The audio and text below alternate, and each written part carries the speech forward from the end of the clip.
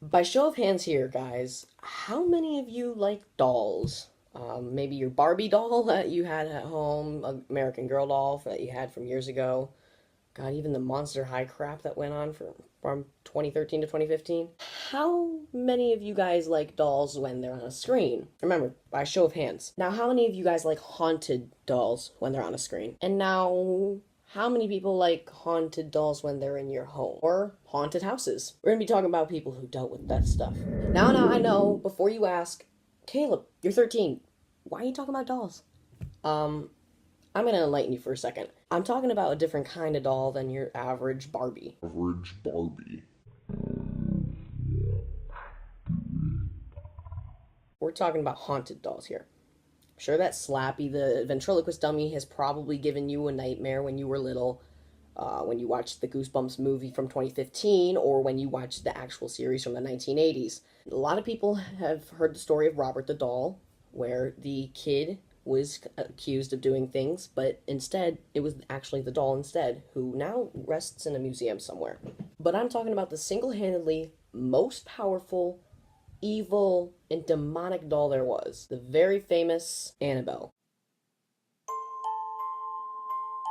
Now, the Annabelle doll story, you may not, is true. In 1970, a mother purchased a Raggedy Ann doll from a hobby shop. The doll, Annabelle, was a gift to her daughter, Donna, who was studying nursing at her college and rooming with her friend Angie, who was also studying nursing. When received, Donna put Annabelle, the doll, on her bed without a second thought. But within the first few days of owning the doll, the girls noticed that there was something wrong with it. The doll seemed to mysteriously move about the house as it pleased. It started with something small, the twitch of a hand or a leg, but eventually, when the girls would have come home from work or school, they would find the doll in a totally different room than where they had placed it. But the doll didn't only move, but wrote the roommates notes, including "Help us" and "Help Lou." Lou being a friend of the girls, who often stayed with them at the house overnight. But the creepiest part of the messages was it was written in a child's handwriting on parchment paper that the girls didn't own. There was no parchment paper in the house, which begged the question, where did it come from? A question that was never really answered. One day, the girls came home and found Annabelle on the bed, as normal, but this time with blood on her hand. That was the last straw for them, at least for a while. The college students contacted a psychic medium who had told them that the doll was possessed by a little girl named Annabelle Higgins, who was 7 years old and had died on the property. The medium said that Annabelle wanted to know if she could stay with them in the body of the doll. The roommates, as nurses, wanted to help, and therefore said yes. This was a mistake. One night, their friend Lou had decided to stay at the house, and had a dream where the doll had climbed up him and choked him. He woke up feeling breathless, sweaty, and scared to death. The next day, he and Donna had heard something coming from her room. Lou entered and saw the doll out of place. He searched the room for a point of break-in, but no evidence of a burglar was there. He approached the doll very slowly, and as he got closer, his shirt started to bleed through. He felt a stinging pain. He took his shirt off, and 7 distinct claw marks on his chest and stomach. 4 on his chest, 3 on the stomach. The marks began to immediately heal once he was able to get away. They were half gone a half a day later. They were fully gone within 2 days. After this encounter, Donna decided to get some help. She contacted a priest that led them to who this is about, Ed and Lorraine Warren, paranormal investigators in the 1900s. They proved that this wasn't a little dead girl, but a demon using the doll to get to one of the roommates to possess. The doll was taken back to the Warrens' home and put in the world-renowned occult museum. This is just one of the famous stories that have actually happened that these 2 very special investigators were able to help fix. Edward Warren was born on September 7th, 1926, and died August 23rd, 2006. Lorraine Warren, on the other hand, was born January 31st, 1927, and is still alive today at the age of 91. They are well known for the real events of paranormal activity. Lorraine is a clairvoyant. This means she has psychic abilities to sense something that will happen or is happening in a specific place or time. This ability seems to have manifested whenever Ed was a demonologist, oddly enough. Rather than contradicting their Catholic beliefs, the Catholic side of things were what reportedly kept them safe and alive from the demons and spirits they encountered in their years of paranormal investigation. Their encounters have been turned into movies as well.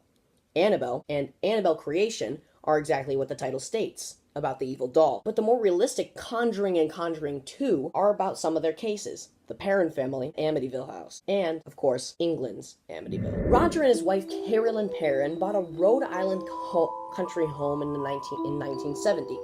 Built in 1736, the home surrounded by 200 acres of land was the ideal place to raise their 5 daughters: Andrea, Nancy, Christine, Cynthia, and the youngest, April.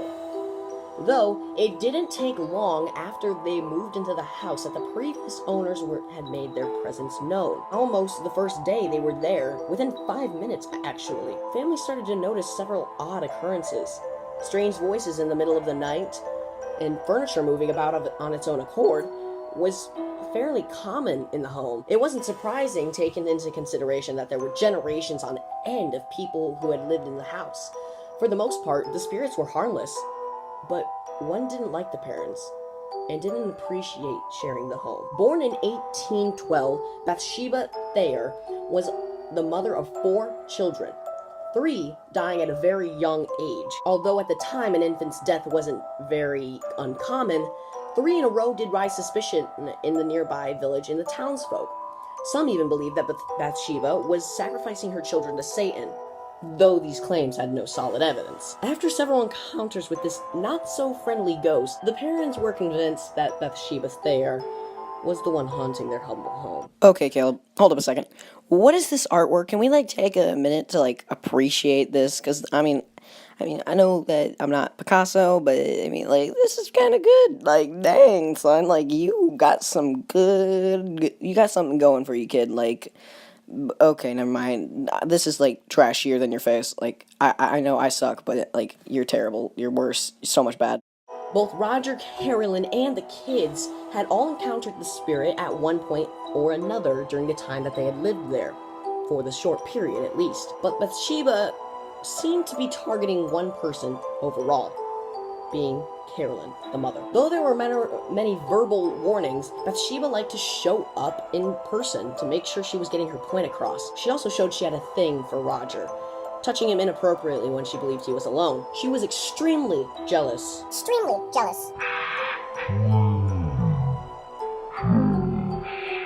She wanted Carolyn out of the house. At one point, she showed up to Carolyn in the middle of the night, yelling, "Get out! Get out! I will drive you out with death and gloom." Bathsheba took great pleasure in torturing Carolyn, slapping and pinching her on many occasions, having her waking up with bruises and scratches on her. The parents quickly sought out the help of Ed and Lorraine Warren, and after an extensive investigation, it was found that the spirit of Bathsheba wasn't satisfied with a normal haunting.